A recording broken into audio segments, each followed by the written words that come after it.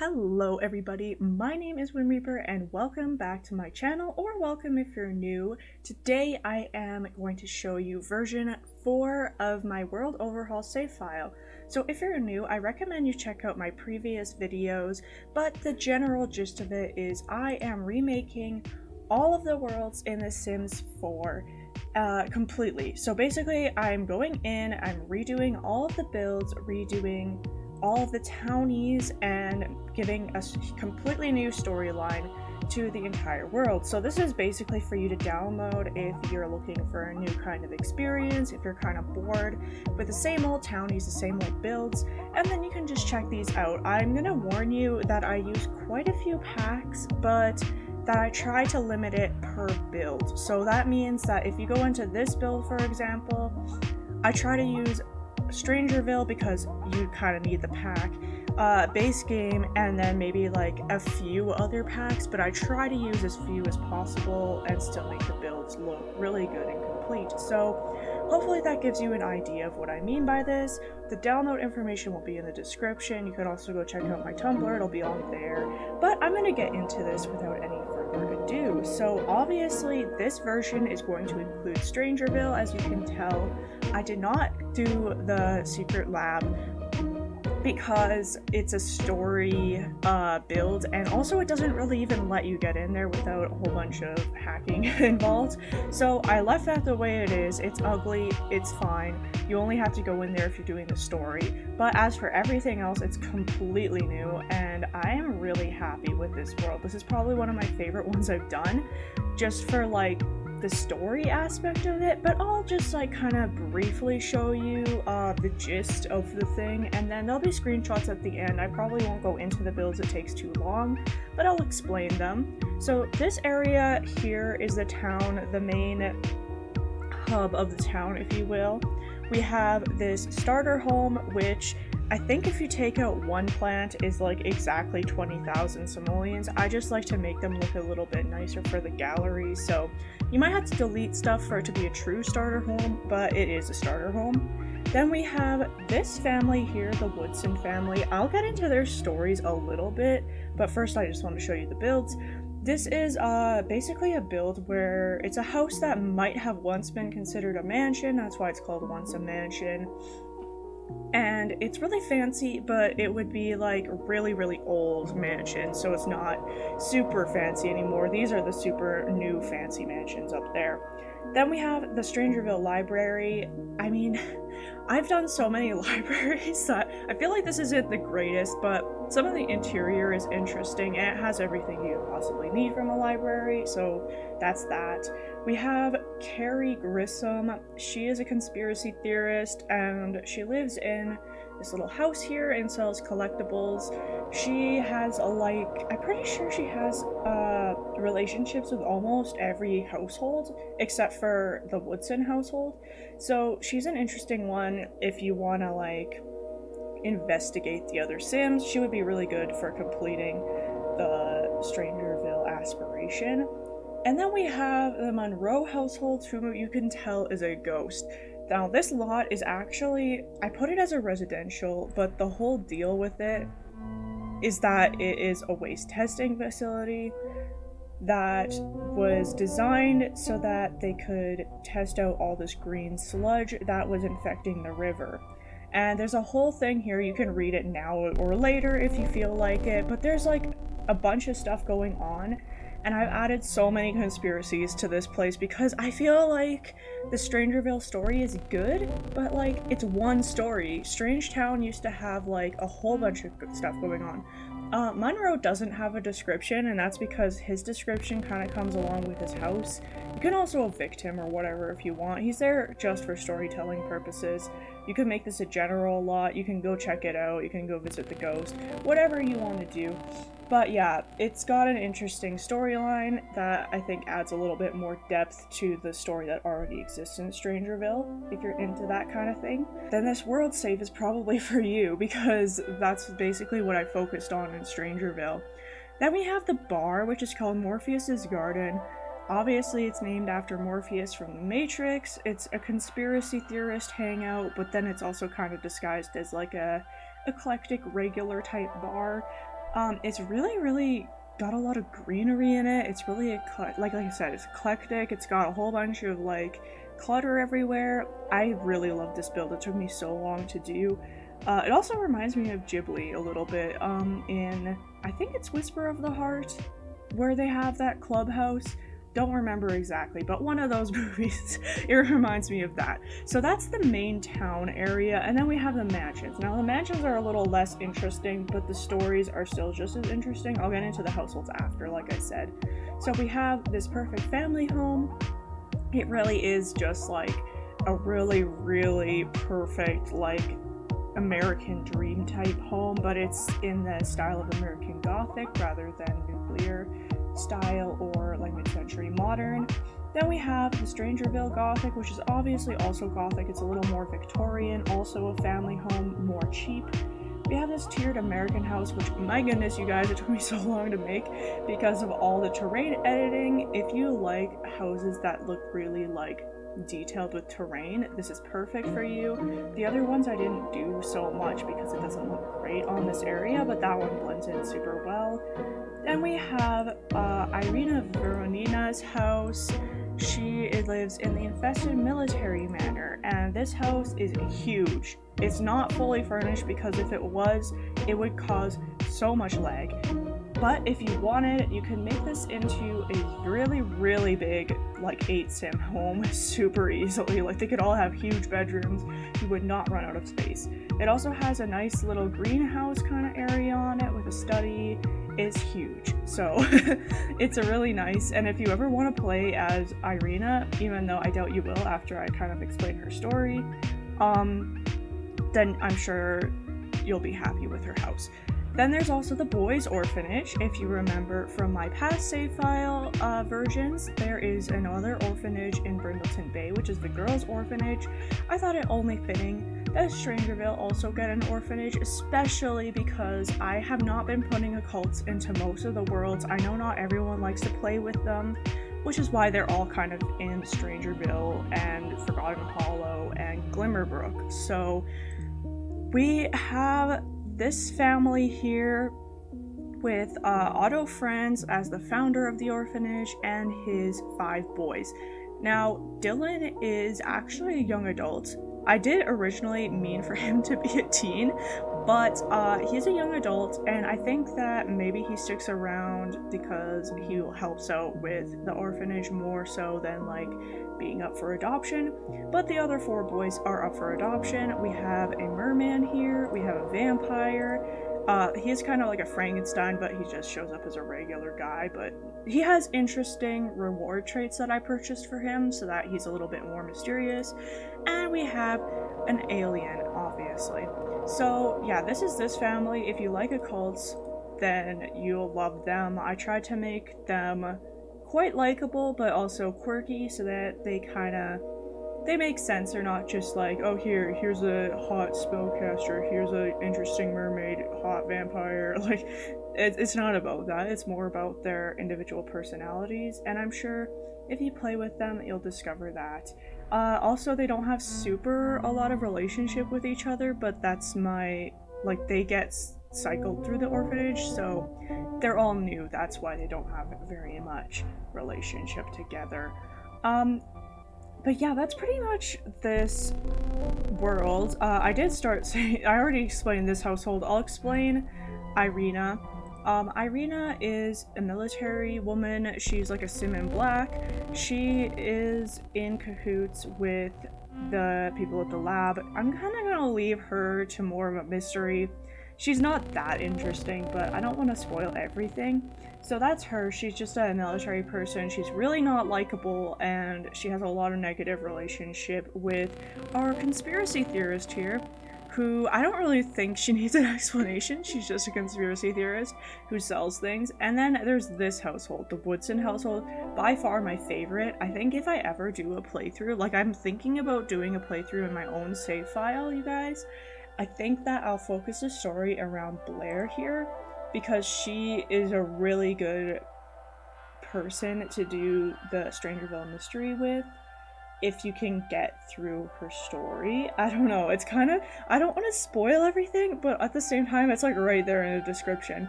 So we have Chadwick, Woodson, and Blair Fitzgerald. You can see they're not related, and if you read here you can find out that Chadwick actually kind of sort of kidnapped Blair from the lab. So you already can tell there's some Stranger Things vibes, but ironically I did not make these two until, like, I made them before I ever watched Stranger Things. So don't judge me for being cliche. And like literally her story isn't even close to 11, if you know what I'm talking about. Still interesting, but I feel like she would, like, I don't want to spoil what I'm going to do in my series, but she would definitely run away at some point, you know. She's one of those kids, especially since she's like paranoid, so she'd know something's going on with Chadwick. Also, she's locked in the basement, and I should probably mention that. So she won't be around the neighborhood. She shouldn't be around the neighborhood, but if you go into this household, you can break her out if you feel like. So that's that. So that's all of Strangerville, and as any of you know who have been following these videos, I usually try to release 2 worlds at a time. Now I'm going to release Glimmerbrook at the same time as Strangerville, so that's the second part of this release. Now, any of you have been watching know that Glimmerbrook has been mostly ready for a very long time. The builds have been all set up, so you're not going to get a ton extra with this add-on. I just wanted to get it out so that any of those people who are like stuck in quarantine or just like don't have anything to do right now, they can play in this just for some entertainment, you know, because it would take too long for me to get up another world. It just takes too much to build it. So I'm gonna release Glimmerbrook with the fixed households because I messed up and made the red wizard not a wizard in the first one. So he is actually a spellcaster now. He's a little glitched, I'm gonna be honest with you, but he's more a background character anyway. But he's like a super powerful spellcaster. I couldn't get him to learn spells. It glitched out really badly, so I'm sorry about that, but he's good, he's powerful, he looks the part, which is the main thing. It just, I couldn't get the spells all the way up there. He also has no relationships on purpose. Don't worry about that. That's because he's been living in solitude for like 100 years. Also, I tried to make him immortal with a cheat. If it doesn't work, please let me know. I am almost 100% sure it worked, though if it didn't, I need to know because he's supposed to be immortal. So that's basically him. Obviously you can see he's living in this wonderful castle that it took a long time, you guys. This is all like individually placed like rock items. So yeah, please check it out. It's so good. I love it actually for playing in. It's really good. It uses a portal system to get up to his house because these stairs don't actually work, but I love this build. It's one of the ones I'm most proud of. I really hope you check it out. Also, we have the Vigil household. They have an interesting story. We have Eden and Hera. So they're both spellcasters, obviously. Eden runs this shop here. It's an antique store, and yeah, their story is basically that Hera is just like a mystery birth. They don't know why she was born or whose kid she is or anything like that, but she is crazy. Like, her traits don't reflect that, but she's like a wild child. So Eden is basically like moved out of the realm of magic. She had a shop there to be in Glimmerbrook so that Hera always has a babysitter because she's a troublemaker. So that's their story. They're really cute. Their house is really cute. Definitely check them out. Also, Hera should have a familiar, but it disappeared out of thin air one day, so I don't know what happened to it. But she's supposed to have the leaf bat thing familiar, if you care about that, but anyway. Also we have these other builds, these two, where you can move into. So the Whimsical Cottage isn't exactly a starter, but it's the closest thing in this little area. I didn't want to just put like a tiny little like shack in this world, it just wouldn't look proper. So it's a little underground cottage sunk into there, and it's really good for your Sims if you want like a brewing station right off the bat, since there's a cauldron room set up and it has all the decorations to go with that. So I'm really happy with this one. It's kind of weird looking, to be honest with you, but I'm sure it's good for a starter. Then they have this cluttered regal manor, which is heckin' expensive. I'm not gonna lie to you guys, I like making expensive builds, and it's usually not because they're all that like out there, it's just because there's so much clutter in them. So if you don't like clutter and you want this manor, just go in there, take out all the clutter, it'll be way cheaper. So this manor has, I think it has a baby's room. Let me see how many bedrooms it has. 4. Okay, yeah, it has a baby's room. I think it has a toddler. It's either a child or a toddler, a teen room, and a master bedroom, and it has 2 bathrooms, which is perfectly suitable, I think, because one of them is a nursery, so it's all good. So this one is really nice. It's also one of my more popular gallery builds, so I think that most people do like it when they download it as well. Just so you got a feel for that one. And then lastly, there's the antique store that I talked about. It's also a gas station. That's why it's called It's a Gas, because it's a gas station. Wow. It's not funny, but I named it that anyway, so that's what it is. But yeah, it looks like from here, it doesn't look like a gas station, but this little archway on the front is where the cars would drive up, and then the entire rest of the store has like the convenience store aspect to it, as well as a lot of antique clothing, furniture, whatever. I should have marked it all for sale, so if you want to go shopping there, then you can buy stuff. And also you can run the store for Eden, who, that is her source of income, by the way. She doesn't have another job, she is an antique shop seller. So if you're gonna play this household, I highly recommend you have Get to Work, or you can just give her a different career, whatever you want. But that's what her canonical job is. And as for Hera, she has quite a few surprises. I guess I should have said that earlier, but she has a lot of reward traits already purchased for her, and that's because she was canonically born with them. She didn't earn them, but she probably could have, let's be honest, because her skills are so high. But basically she's like a prodigy child, and yeah. But anyhow, this is Glimmerbrook. It's finally all operational. All the relationships are set where they're supposed to be. All of the builds are completed. Everything is like, mwah, it's perfect. So, not perfect, I guess that would be a little bit too boastful of me, but it is dang near perfect. So, if you like playing with spellcasters and stuff, I highly recommend you check out this version of my save file.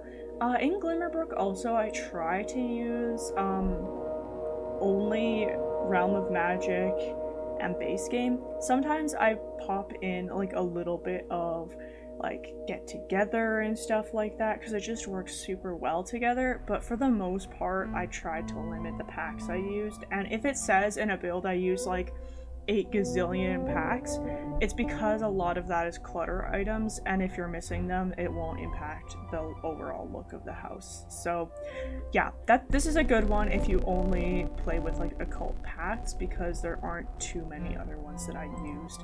But anyhow, that's gotta do it for today's update, and I really hope that you guys like this save file. I know that a lot of people are tending towards only downloading the base game one, but I do highly suggest you get these ones. Even if you don't have one of the packs, it's not going to mess up your game. And even if you don't have like the packs using the builds, that's not going to mess up your game either. I promise. I don't use CC, so there's not going to be any problems with that either. It's just that if you don't have some of the packs that I have, a few items here and there will be missing on the Sims clothings and on your builds. So that's basically it, and there's no risk in downloading this. I'm saying this not because I'm like, oh, you have to download it. It's just because I don't want you to be afraid of downloading the add-on stuff, especially if you're like, oh, I don't even have Realm of Magic, so I can't download it. No, you totally can. It's just that it won't come up in your save file, and I don't think it will come up until you download Realm of Magic, and yeah, you might have to re-download it, but like there's not a risk anyway. So thanks for watching this video, you guys. Please like and subscribe if you enjoyed it. This doesn't look like a lot from the perspective of me just showing you it all when it's done, but it is a lot of work. It takes hours and hours and hours. Like, I think it probably takes me 4 hours per build. You can multiply that to do this, and then the households and the relationships take even longer. So I really appreciate if you just give me a like or subscribe or even just a comment, just to let me know that you're appreciating it, because it's a lot of work. So I would really I'd appreciate something in return, but obviously I do not require it. And also, yeah, in the comments, feel free to let me know anything I need to fix in the save file if you download it, anything you like, didn't like, something you want to see more of. I know I need to put more boys in my save files. Girls are just so much more fun to design and create a sim, but I've been trying to add more males so that it'll be a little bit more even and stuff like that. Just like anything that you think about it. Also, if you leave me a link to any video you might do where you review this save file or you play inside of it or anything like that, even make over one of the townies in this save file, I would totally go over, watch it, give you a like, all that kind of stuff. But without further ado, I'm going to end the video here. So thank you so much for watching, and I really hope to see you on my channel again. Goodbye!